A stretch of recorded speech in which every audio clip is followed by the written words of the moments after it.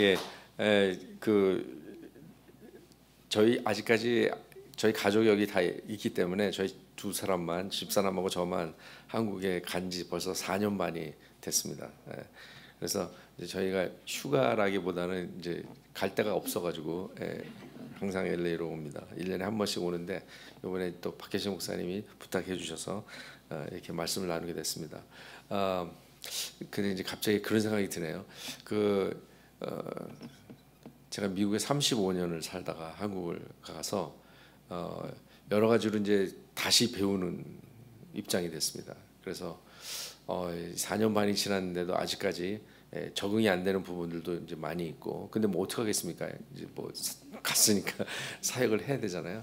근데 제가 이제 미국에 살 때 사역이 항상 이렇게 순조로운 것만이 아니잖아요.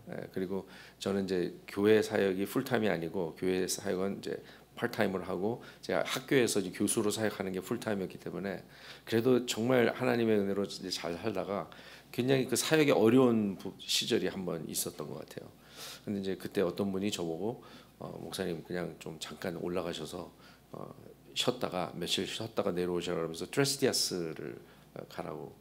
근데 제가 이전에도 처음에 유학 왔을 때 트레스디아스를 은혜교회에서 하는 유학생들만 하는 DTS, 그러니까 트레스디아스를 한번 간 적이 있었어요. 그래서 거기서도 참 귀한 은혜를 받았는데 제가 그 사역이 굉장히 어려울 때 올라갔는데 별로 기대를 하지 않고 올라갔어요. 올라갔는데 그때 이제 제가 이제 지휘를 교수하면서 너무 심각하게 해가지고 여기 그 퇴행성 관절염이 있었어요. 그래갖고 이제 손을 이렇게 전화를 받으면 잠깐을 하는데 이게 뭐 받치는 게 없으면 굉장히 여기가 아팠거든요.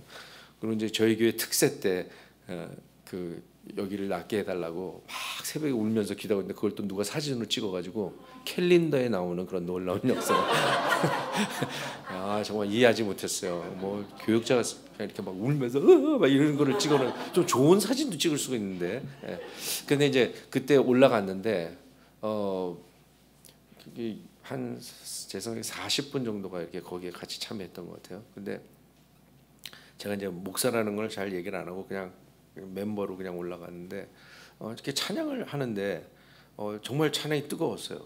그리고 저도 모르게 이렇게 손이 이렇게 올라가면서 찬양을 하는데 그러다가 갑자기 제 팔이 제 의지와 상관없이 막 움직이기 시작하는 거예요.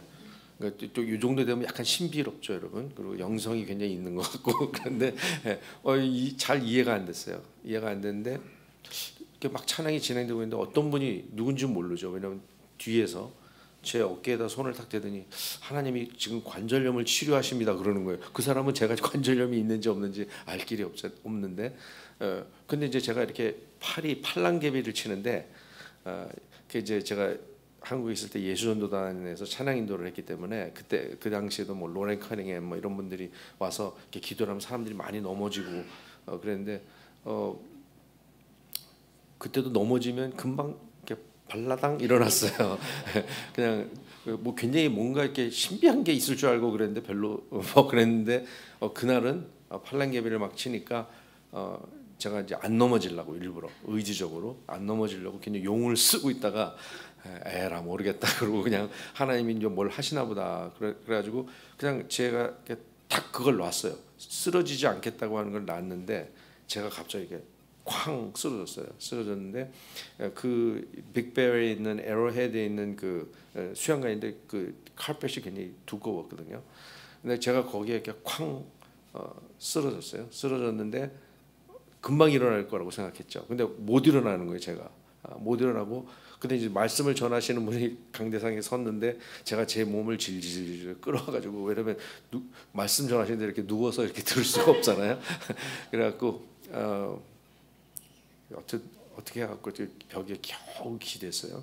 근데 이제 제가 한국에 있을 때 이제 그 성령 충만을 경험한 적이 있었기 때문에 방언은 이렇게 이제 굉장히 오랫동안 해왔는데 제가 혼자서 이제 운전을 한다든지 그럴 때는 항상 뭐 라디오를 듣든지 우리가 뭐 근데 기도하는 시간으로 좋잖아요. 그러니까 한 시간씩 이제 운전하고 그럴 때는 그냥 방언으로 기도하면서 그랬는데 몸을 하나님께서 제 의지와 상관없이 잡으시는 거는 그 당시가 제가 처음이었던 것 같아요. 그런데 그 다음부터 이제 이상한 일들이 제 삶에서.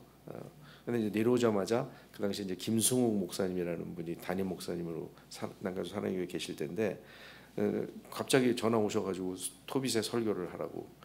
그래서 이제 그런 체험을 여러 번 했으면 왠지 모르게 설교를 할 때 막 음성이 막 들리고 막 그냥 막 써지고 막 이렇게 돼야 되는 거 아닌가요? 근데 이제 그런 일은 하나도 없었고 말짱하게 굉장히 어렵게 설교를 준비해가지고 강대상에 섰습니다. 강대상에 섰는데 이제 설교가 다 끝나고, 근데 설교 때도 뭐 특별하게 무슨 뭐 이렇게 신비한 체험이나 이런 것이 없었고, 근데 이제 설교가 다 끝나고 기도합시다 하는데 그 갑자기 이제 제가 그 주님의 신비한 임재가 저 가운데 이렇게 오는데 위에 이 양복 입은 상체가 갑자기 온도가 막 올라가는 거예요. 그리고 제가 이렇게 기도를 하려고 이렇게 입을 열었는데 이렇게 품이 있는 목사의 기도가 나와야 되지 않겠습니까? 설교가 끝나고 하나님 감사합니다 뭐 이렇게 나와야 되는데 하나님 도와주세요 막 이러면서 너무 놀랐어요 저도. 그런데 그날 하나님께서 놀라운 일들을 하시는 것을 제가 예배가 끝나고 알았어요. 근데 이제 그것은 제가 그런 일이 있게 해달라고 기도한 것도 아니고, 근데 이제 성령의 인도하심을 우리가 받기 시작하면 정말 실수할 때도 있죠. 어떤 때는, 왜냐하면 제가 대학 다닐 때 저한테 와서 성환 형제와 결혼하라고 하나님이 말씀하셨습니다. 그런 자매가 있었어요. 정말 충격이었습니다. 왜냐하면 지금 그때 제가 지금 데리고 사는 건 아니고 모시고 사는 저희 집사람이 집사람하고 교제를 하고 있는 상황이었는데 그 자매가 너무나 확신 가운데 얘기하니까 아주 헷갈렸어요. 근데 말씀하셨다 그러니까 굉장히 헷갈리는 거죠. 이제 그런 연약함이 우리 가운데 있을 수 있어요, 그죠? 그런데 제가 그 아침에 묵상이라든지 이제 그런 것들을 통해서 우리가 하나님의 음성을 듣는데 그것을 분별하는 작업들이 우리가 반드시 필요하잖아요. 그런데 이제 어떤 때는 부인할 수 없이 주님이 정말 말씀하실 때가 있죠. 목사라서 말씀하시는 것이 아니고 주님이 분명하게 제가 이렇게 부인할 수 없을 만큼 난가주 사랑교회에서 찬양대로 이렇게 섬길 수 있는 귀한 은혜가 있었습니다. 정말 제가 지금 생각해봐도 난가주 사랑교회 21년을 있었거든요. 제가 파트타임으로 있었으니까 뭐 풀타임으로 계산하면 얼마 안 되겠지만 가장 오래 있었던 교육자라고 그러고 그 교회를 제가 한국 가면서 떠났는데 어떤 날은 교회 좀 일찍 갔습니다. 찬양대 연습이 있을 때, 그러니까 월화가 찬양대가 제가 2개를 했기 때문에 월 화요일은 제가 이제 일찍 가서 본당에서 이렇게 기도를 하는데 어떤 날은 너무나 이렇게 막 기도를 해도 뭔가 이렇게 말라 있는 그런 것들을 느낄 때도 있지만 어떤 때는 뭔지 모르겠지만 아무튼 주님께서 마음속에 이거는 절대로 내 생각에서 나올 수 없는 그런 것들을 하나님이 말씀하실 때가 있었던 것 같아요. 근데 어느 날 이렇게 기도를 그냥 방언으로 계속 기도하면서 하나님이 원하시는 게 뭘까요? 그러면서 이제 기도를 하고 있는데 연습하니까 뭘 원하시겠어요? 연습을 잘하고 그다음에 준비를 주일 찬양을 해서 잘 준비하고 그런데 주님께서 그때 마음속에 내가 오늘 저녁에 어떤 일을 하려고 한다고 그런 마음을 제 생각 속에 이렇게 주시니까 저도 기도하다가 깜짝 놀랐죠. 그러니까 저도 모르게 그냥 그러면 주님 무슨 일을 하실 겁니까? 이렇게 질문을 했어요. 그런데 마음속에 또 들려지는 음성이 뭐냐면 오늘 네가 하는 너의 모든 말, 너의 얼굴 표정, 그리고 너의 모든 동작, 모든 것을 통해서 내가 너의 찬양대를 얼마나 사랑하는지를 알리고 싶으시다는 거예요. 저는 너무 그게 생소했어요. 왜냐하면 제가 찬양대를 섬기는 것은 예수님께서 제자들의 발을 닦아주신 것과 같은 그런 섬김이라는 것은 저는 그거는 알고 있었어요. 그런데 전혀 제가 예상하지 못했던 그 음성이 제 마음속에 들리니까 갑자기 제가 거기서 터졌어요. 막 제가 이제 눈물을 왜냐면 본당에 아무도 없었기 때문에 제가 무슨 짓을 하든 별 상관이 없었는데 막 이제 방언으로 기도하면서 너무 하나님께 감사했어요. 왜냐하면 물론 제가 섬기는 역할이지만 하나님, 내가 뭔데 내가 하는 말과 내 얼굴과 그다음에 내 모든 동작을 통해서, 몸의 모든 것들을 통해서 우리 찬양대를 얼마나 사랑하시는지를 하나님이 알리고 싶다고 말씀하시니까 너무 감동이었어요. 그래서 그냥 계속 눈물을 흘리고 그러면서 저녁을 올려드리면서 이제 기도를 했어요. 그런데 이제 저희는 식사를 먼저 하고 그다음에 이제 연습을 시작하는데, 이제 본당에서 너무 울어가지고 눈이 밤탱이 됐습니다. 그래가지고 눈이 이렇게 부으니까, 그러고서 이제 식당으로 친교실로 들어가니까 찬양대원이 주무시다가 오셨나봐요. 그래서 그냥 얘기 안 했어요. 그냥 예, 그렇게 하고 이제 우리가 식사를 하고 제가 이제 먼저 찬양대실에 들어가서 기다리고 있는데, 찬양대원들이 들어올 때 어깨에 무거운 짐들이 보이기 시작했어요. 그래서 주님이 그거를 말씀하시는 건가 보다, 그냥 혼자서 생각을 했죠. 그리고 연습이 이제 잘 끝났어요. 거의 뭐 1시간 한 40분, 50분 이렇게 연습을 하고, 그다음에 저는 항상 연습 끝날 때 말씀 한 구절을 나눕니다. 그래서 잠깐 말씀을 나누고 그다음에 제가 기도하고 그리고 이제 헤어지는데, 그날 하나님께서 그 말씀을 기도를 통해서 주셨기 때문에 연습을 시킬 때 아무래도 그게 제 생각 속에 있겠죠. 하나님이 도대체 어떻게 하실까? 그러니까 뭐예요? 좀 이렇게 제 입에서 은혜롭지 못한 말들이 나가려고 할 때 그것이 제어가 되기 시작하는 거죠. 왜냐하면 하나님이 역사하신다고 했으니까 내가 무슨 말을 하고 어떤 표정을 하고 어떤 동작을 하고 이것이 너무나 중요하다는 걸 알고 있었으니까. 그런데 놀라운 것은 연습이 끝나고 찬양대원들이 돌아갈 때 하나님께서 그들의 뒤태의 그 어깨를 또 보게 하셨어요. 근데 뭐냐면 너무나도 가벼워진 찬양대원들의 모습을 보게 하면서 너무 그게 감사했어요. 사실 오늘 제가 준비한 거는 이것이 아니었는데, 제가 오늘 이제 성결의 축복에 대해서 한 가지만 말씀을 드릴 것입니다. 그런데 사도행전 2장에 보니까 오순절날 성령이 120명이 기도할 때 각 사람 위에 불의 혀같이 갈라지는 것이 있었다고 말씀하셨잖아요. 그런데 사실 그 성령의 임재가 교회가 태동될 수 있게 만들어 주신 가장 근본적인 것이죠. 그런데 그 성령의 역사가 그 가운데 임하셨을 때 중요한 구절이 있어요. 2장에 보면 성령이 말하게 하심을 따라 말하기 시작하니라 이렇게 돼 있거든요. 그러니까 이제 그걸 보면 성령님의 인격이시기 때문에 우리가 성령님께 우리의 입술과 혀를 맡기기 시작하면, 내가 내 말을 하느라고 바쁘고 내 생각을 내 의견 내 아이디어를 하는데 바쁜 것이 아니라, 그런 시간들이 왜 없겠어요, 그죠? 그런데 우리가 항상 말하게 하심을 따라 말하기 시작하니라 하니까 제자들이 방언을 하기 시작했거든요. 방언을 하기 시작하고 디아스포라들이 그때 예루살렘에 왔다가 그 사람들이 마가의 다락방에서 크게 방언으로 기도하는 걸 들을 때 그 사람들 자신의 속한 나라의 언어로 들리기 시작했단 말이에요.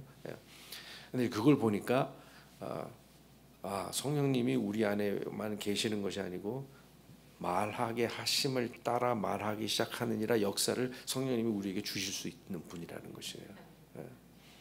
그러고서 성경을 보니까 다윗의 입을 빙자하여 말씀하시며 이런 말씀들이 막 나오기 시작하는 거예요. 그리고 예수님은 또 요한복음 7장에서 뭐라고 말씀하시냐면, 스스로 말하는 자는 자기의 영광을 구하고 보내신 이의 영광을 구하는 자는 하나님의 영광을 구하는 자라고 했어요. 스스로 말하는 자, 그냥 내 아이디어, 항상 내가 옳다, 내가 말하는 모든 것이 거의 진리다라고 주장하는 삶을 사는 사람들이 있고, 여전히 어떤 상황에서도 계속해서 성령님께 주님, 내가 어떤 말을 하기 원하십니까? 그런 퀘스천을 계속 하나님께 올려드리는 사람들은 실수가 있고 연약한 부분들이 반드시 모든 사람이 다 있잖아요, 그죠? 그런데 뭐냐면 우리가 주님의 말씀을 대언하는 역사들이 우리 삶 가운데 점점점 많아지는 것이 결국은 그것이 기도가 되는 것이고 그것이 찬양이 되는 것이고 그것이 다른 사람들을 세워주는 역사를 일으키기 시작하는 것입니다. 근데 저는 제가 서울 사랑의 교회 갈 때 많은 분들이 이렇게 얘기했어요. 와, 정말 큰 일을 위해서 가시네요. 큰 일을 위해서, 큰 종으로. 그러니까 저는 정작 그런 생각이 아닌데 그분들이 여기서 작은 사역, 남가주 사랑의 교회는 작은 사역이고 서울에 가면 큰 사역이라고 생각하시는 거예요. 그게 그들의 마음은 이해가 돼요. 왜냐하면 떠나는 저를 격려하기 위해서 큰 종, 큰 사역이라고 얘기하지만 사실은 신학적으로는 말이 안 되는 거죠. 큰 사역, 주님 보시기에 큰 사역이 어디 있고 작은 사역이 어디 있어요? 주님이 부르신 것이면 주님의 일인 것이죠. 그러니까 여러분은 얼바인 사랑의 교회에서 여러분에게 이렇게 교회를 이루게 하시고 그리고 이 가운데서 토요일에 나오시는 분들은 일단 보통 분은 아니잖아요. 이럴 때 좀 할렐루야가 나와야 되는데 늦었어요. 그렇죠? 다시 하겠습니다. 토요 새벽에 나오시는 성도들은 보통 분 아니에요. 그죠? 그러니까 이렇게 나오셔야 된다고. 내가 꼭 강요해서 나오는 아멘 말고. 여기 담임 목사님 박효신 목사님이 쫙 여기서 참 박효신 목사님 남가주 사내에 계실 때 참 제가 저분을 볼 때마다 생각한 게 있어요. 일단 미남이에요. 그렇죠. 지금 막 화들짝 놀래갖고 막 그거를 기대하고 말한 건 아니고. 근데 목사님 딱 설교할 때마다 제가 은혜를 경험했고. 그다음에 일단 보니까 요새 더 날씬해지셔가지고 너무 멋있고 우리 사모님은 또 제가 사모님 잊을 수 없는 게 제가 사모님을 딱 뵀을 때 저분은 사모님이구나 금방 알 만큼 그래서 이 얼바인에서 이 미국 땅에서 우리가 교회를 이루면서 토요일마다 나와서 내기도 하는데 바쁜 사람들이 아니라 성령님께 계속해서 하나님 내가 어떤 기도를 하기 원하십니까를 계속해서 훈련하는 것, 그죠? 그런 것이 참 중요하다는 생각을 많이 합니다. 오늘 여러분이 읽으신 그 여호수아 3장 5절 말씀은 여러분이 잘 아시는 대로 잠깐만요, 이걸 설교를 열겠습니다. 이게 이스라엘 민족이 홍해를 일단 건너서 그 다음에 40년 동안 광야를 걷다가 1세대는 다 거기서 죽고 그 다음에 여호수아의 리더십을 통해서 요단강을 건너기 바로 전에 그런데 여러분이 저도 마찬가지지만 이렇게 사역을 하거나 인생을 살아가다가 어려움을 만날 때 그게 이제 요단강이 될 수도 있는 거죠. 여리고성이 될 수도 있고 그런데 요단강이 이렇게 펼쳐져 있으니까 이걸 어떻게 건너야 되나라고 생각하고 뭐 날아가야 되나 아니면 뭐 다리를 만들어야 되나 뭐 어떻게 해야 되나 뭐 좋은 배를 구해야 되나 여러 생각을 할 수 있지만 근데 이런 요단강을 우리 삶에서 만날 때 우리가 이렇게 먼저 딱 그런 일들을 만날 때 기도해야지 이런 생각을 여러분은 드시죠. 얼바의 사랑의 교회니까. 근데 저는 자꾸 어떤 습관이 있냐면 이거 어떻게 해야 되지? 뭐 이런 생각이 먼저 기도보다는 항상 먼저 되는 거예요. 그런데 마크 패터슨이 아니고 배터슨이라고 하는 사람이 쓴 Circle Maker라고 하는 책이 있었어요. 근데 그 책은 이렇게 40일 동안 이렇게 짧은 몇 장의 그 묵상 같은 걸 통해서 묵상 대신에 우리가 읽으면서 할 수 있는 건데 그 책을 대하면서 굉장히 저에게 이제 은혜가 됐는데 근데 오늘 그 말씀을 보니까 너희는 자신을 성결케 하라. 어떻게 건너갈 건지 배를 만들 건지 다리를 할 건지 세울 건지 혹은 뭐 날아가든지 그것이 먼저가 아니라 주님 앞에서 성결케 하라. 그런데 성결케 하는 것의 첫 번째 여러 가지 의미가 있지만 제가 기도에 대해서 조금 전에도 이제 성령님이 어떻게 제 삶을 인도하셨는지에 대해서 말씀드렸는데 성결케 한다는 첫 번째 의미 여러 가지 의미가 있지만 그 중에 하나가 기도예요. 기도인데 우리가 이제 기도를 할 때 저를 포함한 우리 모든 사람들에게 정말 쉴 새 없는 도전들이 오지 않습니까? 여러분들은 미국에 사시는 분들 제가 존경하는 이유가 저도 35년 동안 살았지만 일단은 우리 문화가 아니잖아요. 우리 랭귀지가 아니에요. 언어가 아니고 그렇기 때문에 여기에서 일단 살고 계신 분들이 일단 대단한 분들입니다. 이럴 땐 좀 아멘이 나와야 되는데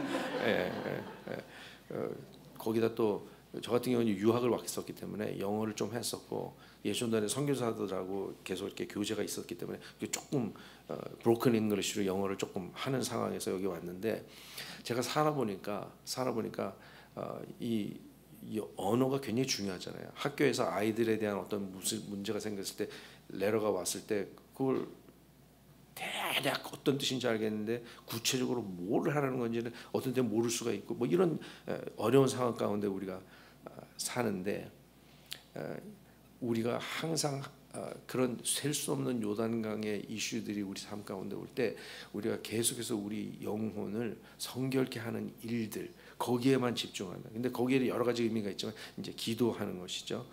그러니까 기도할 때 일방적으로 하나님 나의 이런 필요가 있고 이런 걸 해주시면 좋겠고 좀 내가 이렇게 은퇴할 때도 하나님 내가 좀 건강도 좋고 뭐 이렇게 좀 풍족하게 뭐 이런 기도 제목들이 많이 있을 수 있는데 그것을 일방적으로 내가 그런 기도만 하고 마치게 되는 삶과 그거를 올려드릴 때 내 여전히 하나님께 나의 필요와 이런 부분들을 말씀드리지만 하나님 앞에 기다리면서 하나님이 우리에게 말씀하시는 것을 듣고자 하는 삶이 너무나 귀중한 것입니다. 그죠? 그래서 예를 들면 고넬료 같은 경우 마찬가지죠.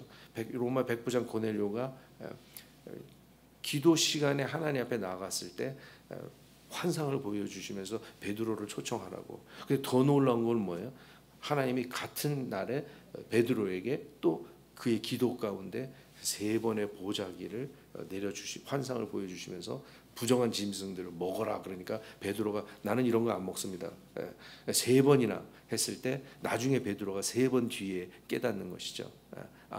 하나님이 지금 어떤 일을 하시는데 내가 갖고 있는 고정관념 이런 것들을 깨기를 원하신다는 것을 알게 되니까 어떻게 됩니까? 고넬료와 베드로가 만나니까 그 당시까지 유대인 중심의 구원, 유대인 중심의 성령의 기름 부으심이 그 두 사람이 만남으로 인해서 이방인에게까지 나가는 것이죠. 오죽 하나님이 그 기뻐하셨으면 베드로가 고넬료 집에 모인 사람들에게 설교를 하는 중에 성령께서 그냥 임하시는 거예요. 그러니까 저도 이제 저는 제가 설교할 때 이렇게 성령이 임하시면 얼마나 좋겠어요. 그리고 아마 지금 좀 전용 비행기가 있고 그리고 여기 얼바인 이런 데는 안 왔겠죠. 근데 성령이 베드로가 말씀하는 중에 그냥 임하시니까 베드로가 안 것이죠. 주님이 직접 하기를 원하시는구나. 제가 제 사역에서도 어른 교인에게 신방을 갔는데 몇 명의 이제 리더십 몇 분들하고 같이 신방을 갔는데 암 환자 집에 갔어요. 근데 이제 그분에게 제가 이제 저희는 분명히 예배만 드리고 갈 겁니다 그랬는데 이분이 갔는데 이 맛샘이 다 파괴된 분이 암 때문에 그분이 음식을 또 국까지 준비해 놓은 거예요. 그러니까 분명히 맛샘이 파괴됐다 그랬는데 저 국의 간이 어떻게 될지. 근데 아무튼 간단하게 우리가 식사를 하는데 너무 음식이 맛있었어요. 그 집에 아이 굉장히 어린 아이들이 초등학생 2명이 있었는데 이 아이들 얼굴을 이렇게 딱 보는 순간에 아이들이 마음속에 굉장히 어려움을 겪고 있는 걸 알았어요. 근데 엄마가 뭐라 그러냐면 엄마가 이제 암을 겪고 있었는데 이 아이들이 제가 아프다는 소식을 들은 다음부터 한 번도 화를 낸 적이 없대요. 아이들이. 아니 어떻게 여러분 초등학생에게 그게 가능한 겁니까? 제가 그 당시에 저희 집에 우리 아이들이 그 당시에 대학생이었는데 그것들은 그런 거를 나에게 보인 적이 없네. 근데 아무튼 그래서 너무 신기했어요. 그래서 밥을 먹으면서 제가 그 아이들에게 조금 안부를 물었어요. 그런데 그 남자 아이 녀석이 아마 초등학교 내 생각에 2학년인가 뭐 그랬던 것 같아요. 근데 얘기를 잘 하다가 갑자기 밥을 이렇게 입에 넣은 채로 울기 시작하는 거예요. 얘가. 그러면서 뭐라고 얘기하냐면 목사님, why me? 내가 왜 이런 일을 당해야 되는 거냐? 왜 이런 상황을 내가 당해야 되냐고 그러는데 저도 너무 당황했어요. 이 녀석들이 굉장히 성숙한 아이들인 줄 알았는데 국민학교 2학년이 뭐가 성숙하겠어요. 예. 근데 이제 그때 걔가 우니까 저도 모르게 하나님 이럴 때는 어떻게 해야 되는 거예요? 그래서 속으로 기도를 하고 있었어요. 그런데 하나님께서 지혜를 주셨어요. 저도 모르게 그 아이에게 내가 너무나 모르는 게 많지만 하나님이 크게 쓰신 사람들을 보니까 고난을 겪지 않은 사람이 없었다고. 근데 신비하게 이 녀석이 그걸 알아듣고 오케이 그러는 거예요. 그러니까 너 좀 이상한 집안이었어요. 네, 그렇게 하고 그 정도로 정리하고 그다음에 이제 식사를 마치고 기도를 기도를 하기 위해서 갔는데 그 암을 겪고 있는 자매의 상황이 너무나 어려운 상황이었어요. 본인의 아버지가 이렇게 위암이 있었는데 가족이 얘기를 안 했어요. 왜? 내가 암이 있다는 사실을 가족들에게 알리는 것이 부담이었어요. 그러니까 뭐야? 수술 하루 전까지 아무도 몰랐어요. 그런데 하루 전날 병원에서 전화 와서 몇 시까지 오셔서 어디로 오라는 거를 전화를 했는데 그걸 와이프가 받으신 거예요. 내일 암 수술 이러니까 우리 가족에 무슨 암 수술 하냐 알고 보니까 자기 남편이 암 수술을 하기로 돼 있었던 거예요. 그래서 집안이 뒤집힌 거예요. 아무튼 그래서 암 수술을 받으셨는데 본인이 깨어나니까 투석을 하고 있는 거예요. 그러니까 이분이 개인적으로 그냥 생각할 때 내가 평생 투석해야 되는구나. 이러면 우리 가정 모두에게 다 부담이니까 이분이 가족들이 없을 때 이걸 다 빼고 병원을 그냥 나가셨어요. 그리고 삶을 마감하셨어요. 스스로. 그 소식을 들은 미국에 있던 그 집사님이 남편이 찬양대원이었는데 너무 충격을 받았죠. 그래서 일단 한국에 나가서 이제 다 하고 그다음에 이제 모든 장례나 이런 거를 마치고 이렇게 본인이 집에서 우연히 샤워를 하다가 뭐가 이렇게 만져지는데 이렇게 보니까 이상한 거예요. 그래서 한국 갔을 때 또 그 일 중에 검사를 받아보니까 유방암인 거예요. 그래서 엎친 데 덮친 거죠. 그러니까 너무나 영이 어려운 상황이었어요. 근데 그 집안에 이제 한국에서 모든 걸 다 하고 그다음에 와서 머리털도 다 빠지고, 그러니까 맞샘이 이제 파괴되는 거죠. 그래서 이제 그분들을 위해서 기도를 하려고 저희가 이제 같이 찬양하고 그다음에 기도를 하기 전에 제가 말씀드렸어요.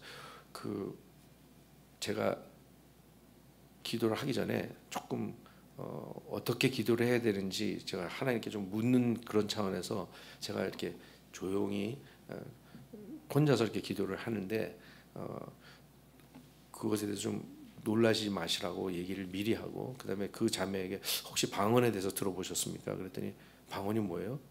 그래서 전혀 모르시는 거예요. 그냥 간단하게 설명하고 그다음에 제가 이제 기도를 직접 하기 전에 제가 같이 온 우리 형제자매들하고 방언으로 잠깐 기도한 다음에 그다음에 기도하겠습니다.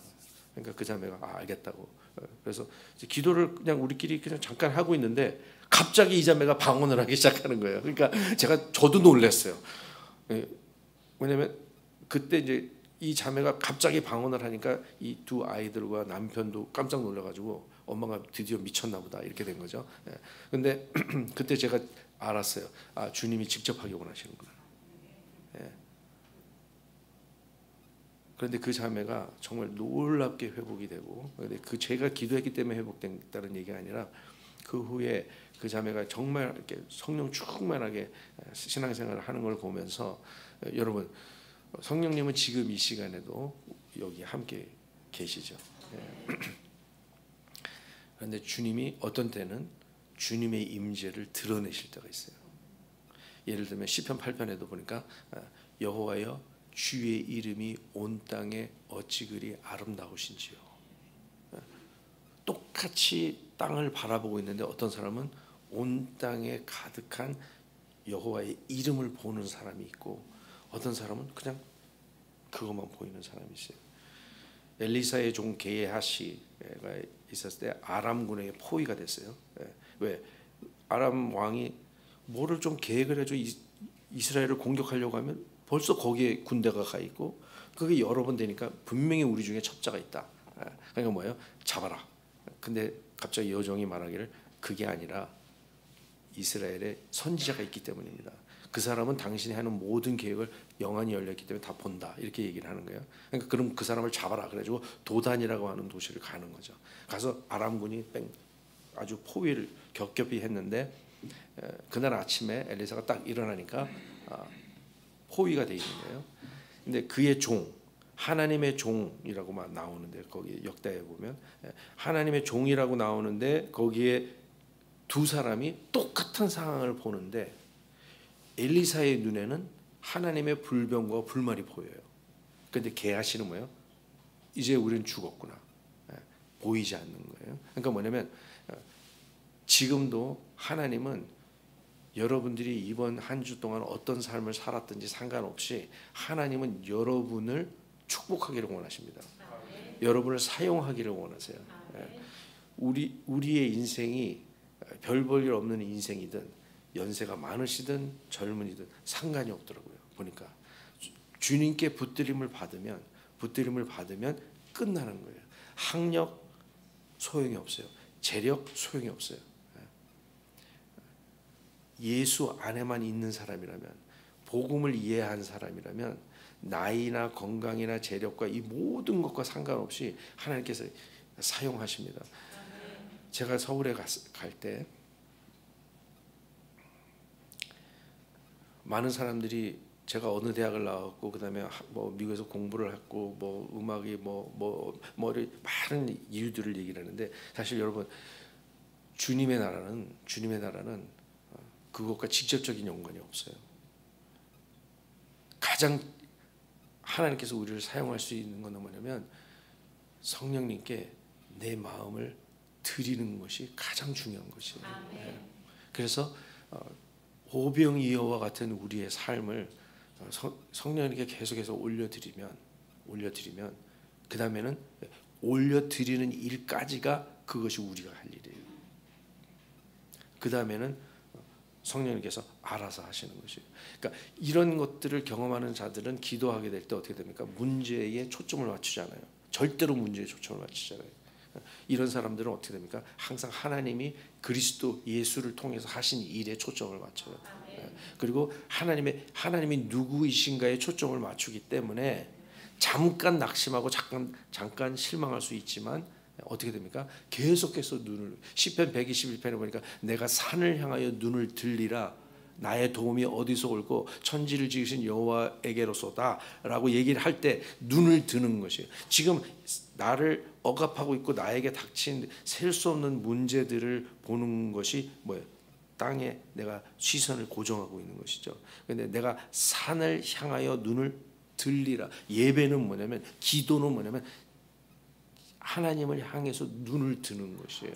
그러니까 주님께서 시편 이사야 42장에도 뭐랄까 여호와를 앙망하는 자 그게 뭐냐 wait upon the Lord. 그죠? 그러니까 주님을 사람을 기다리는 것이 아니고 그래서 여러분이 내일 주일 예배를 참여하시겠지만 예배는 사람을 기다리는 것이 아니에요. 예배는 주님을 기다리셔야 돼요. 그래서 저는 이제 서울에서도 우리 찬양대원들에게 자주 리마인드를 시킵니다. 여러분 우리가 이렇게 사역을 하다 보면 맞지 않는 사람들이 있잖아요. 그죠? 저 사람만 없으면 내가 정말 너무나 행복할 텐데. 그런데 사실은 그 사람을 통해서 하나님이 우리를 정말 아름답게 깎고 계시는 그 사실은 우리가 모르는 채 그죠? 그 사람에게 초점을 맞추면 내 인생은 불행해지는 거예요. 왜? 너무나 짜증나고 그죠? 이런 일들이 우리 삶 가운데 비일비재한데 그런데 뭐예요? 어떠한 그런 경험들이 있을지라도 일단 예배를 하고 드리고 그다음에 기도를 할 때마다 내가 눈을 들어야 되는구나. 그러니까 악망하는 자, 그러니까 독수리 날개친 같이 올라갈 것이라고 그랬잖아요. 근데 여러분 어떤 때는요 우리가 그 상황 나를 억압하고 있는 셀 수 없는 문제들에서 우리가 일단 올라가야 될 필요가 있어요. 올라가게 되면 어떻게 돼요? 위로 올라가게 되면 백팩처가 보이죠. 그죠? 그러니까 뭐야? 그 문제의 앞부분, 그 문제의 뒷부분, 이런 것들이 보이기 시작하면서 하나님의 뜻에 우리가 더 근접하게 되는 은혜들이 우리 삶 가운데 일어나는 것입니다. 그래서 이 얼바인 정말 우리나라 열대야로 고생하다가 여기 오니까 너무 좋은 거 있죠.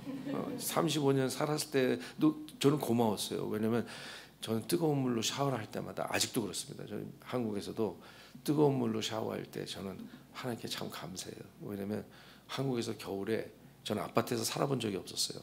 그래서 너무나 그 어려운 상황 속에서 살았던 기억이 있기 때문에 지금도 뜨거운 물로 샤워하는 게 너무 감사합니다. 그런데 여기에는 아침 저녁으로 너무나 선선하잖아요. 그죠? 저는 막 이게 너무 감사한 거예요. 근데 정말 한국은 열대야 때문에 밤에도 하루 종일 에어컨을 켜놓지 않으면 정말 너무 힘든 그런 상황 속. 그런데도 뭐예요? 주님의 부르심이 있으면 이제 거기에 있어야 되는 거잖아요. 여러분은 여기에 부르심이 계셔서 작은 일을 하기 위해서 하는 것이 아니라 하나님의 일을 하시기 위해서 하나님께서 여기 불러주신 것이고, 저는 또 부르심이 있어서 서울에서 이제 그런 사역을 하는데 한국을 향해서 갈 때 자신 있어 간 것은 절대로 아닙니다. 제가 여기서 찬양 사역을 35년을 했었어도 지금도 주일날 아침에 두렵고 떨리는 마음으로 쓰고, 그리고 그렇게 오랫동안 그 찬양 사역을 했음에도 불구하고 정말 쉬운 사역은 아무것도 없는 것 같아요. 더군다나 고래와 강남 데스, 강남 스타일. 근데 계속해서 문제를 바라보지 않고 주님이 예수 안에서 행하신 그 일에 초점을 맞추고 주님이 누구이신가에만 초점을 맞추다 보면 계속해서 나는 그러므로 해서 내가 눈을 들고 그러면서 나머지 일은 주님께서 알아서 하시는 그런 놀라운 경험을 우리가 하게 될 줄 믿습니다. 그래서 한국이나 미국이나 지금 정치적인 상황이 정말 쉽지 않잖아요. 여기도 보니까 지금 이제 굉장히 어려움 가운데, 그러나 이제 조금 더 지나면 왜 지금 이 어려움들이 있었는지가 분명히 이제 우리 눈에 다 보이게 되겠지만, 우리나라도 도전들이 있습니다. 도전들이 있는데 어떤 분들은 누가 대통령 되면 우리나라는 끝이다라고 얘기하는 그런 분들도 있었어요. 이해가 돼요. 그런데 여러분, 예수님 시대를 생각해 보세요. 예수님의 시대는 나라가 없었어요. 나라가 없었는데 예수님은 그것에 의해서 전혀 제한받지 않으셨어요. 그럼 뭐예요? 어떠한 나라의 형편이 되더라도 그리스도인들이 거기에서 자기에게 불러주신 그 일에만 초점을 맞추고, 그리고 순종하면 순종까지가 우리의 일이에요. 데모를 하고 막 싸우고 피를 흘리고 그런 것이 아니라 불러주신 그 주님 앞에 우리가 성령님의 인도하심을 따라 순종하면 가정에서 성령님이 일하기 시작하시고, 일터에서 주님이 일하기 시작하시고, 그러다 보면 어느새 우리가 하늘나라에 탁 와 있는 거예요. 그래서 그런 은혜가 우리 얼바인 사랑의 교회 우리 성도님들 한 분 한 분, 여러분 정말 여러분들은 하나님께 너무나 귀중한 분들입니다. 여러분이 생각할 때 나는 별 볼 일 없는 사람이라고 생각하시는 분이 이 자리에 계시다면 아닙니다. 정말 하나님은 얼바인 사랑의 교회를 너무나도 기뻐하시고 그리고 축복하기를 원하시고, 그리고 여러분들을 통해서 여러분들이 지금 있는 이 얼바인의 하나님의 다스리심, 오늘 우리가 찬양한 대로 왕이신 하나님, 그죠? 이 가운데서 정말 여러분들이 그리스도인의 군사로 서기 시작할 때 하나님께서 여러분들이 전혀 지금까지 경험하지 못했던 놀라운 일들을 통해서 여러분 삶 가운데 역사해 주실 줄 믿습니다.